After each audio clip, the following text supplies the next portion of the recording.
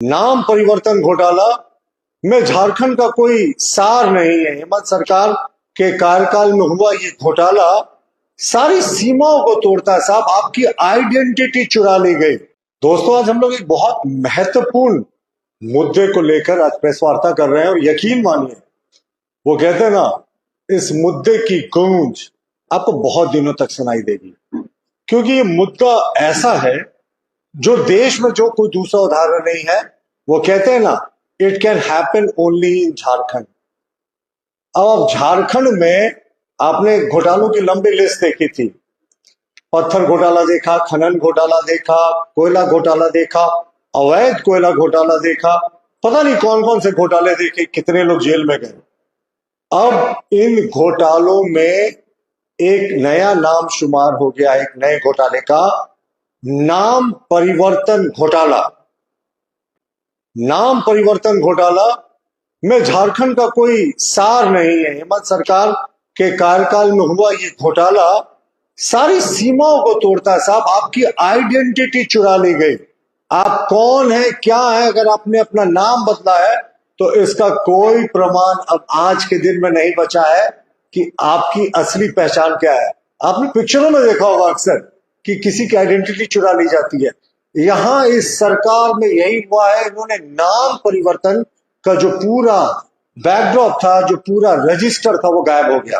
अब मैं आपको बताता हूं, नाम परिवर्तन संबंधित जो दस्तावेज जिस रजिस्टर में थे 25 वर्षों का ऑनलाइन होने के पहले का, उनका अचानक यूं ही गायब हो जाना इत्तेफाक नहीं है।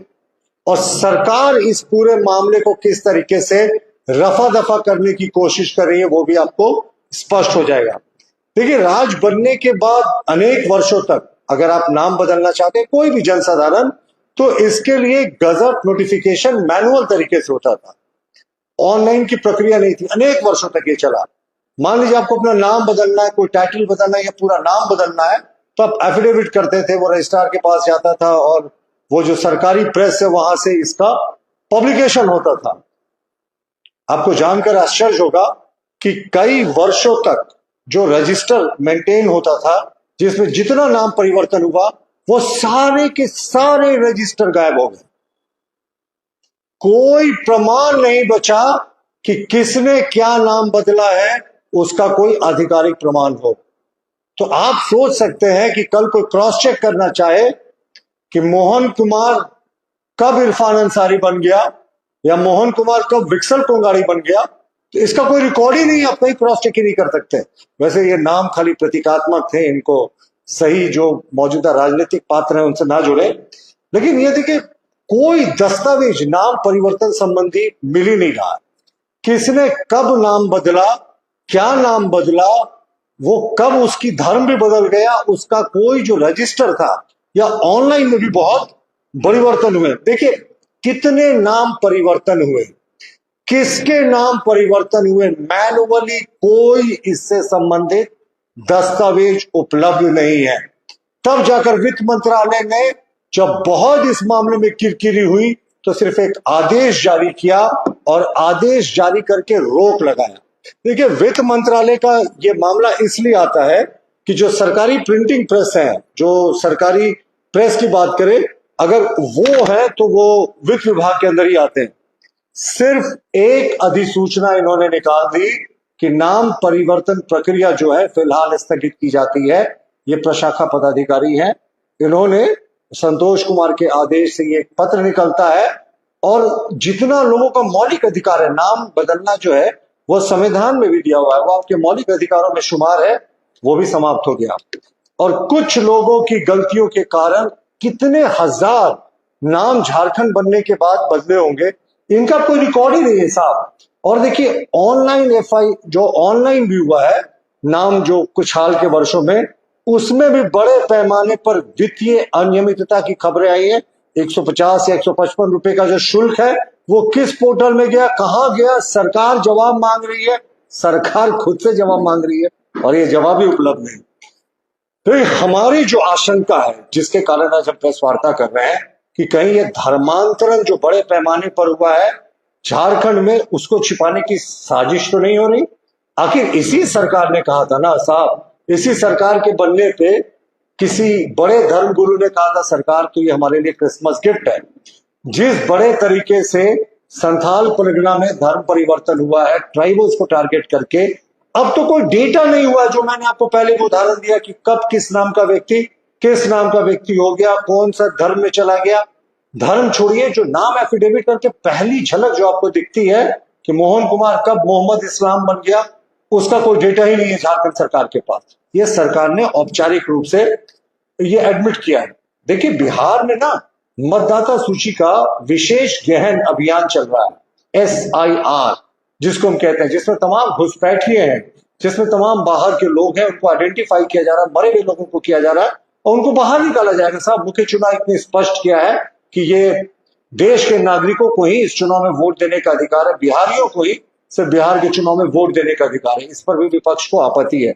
हमें लगता है कि चूंकि झारखंड में भी इस तरह की मांग उठ रही है और अब झारखंड में और पूरे देश में भी SIR होने वाला है, तो झारखंड सरकार में किस लेवल पर साजिश हुई यह तो जांच का विषय है। लेकिन सारे के सारे रजिस्टर गायब हो गए। अब कौन सा रजिस्टर किसके पास है, इसका कोई अब वैधता नहीं है। आप क्रॉस चेक नहीं कर सकते हैं कि किसने कब अपना क्या नाम बदला।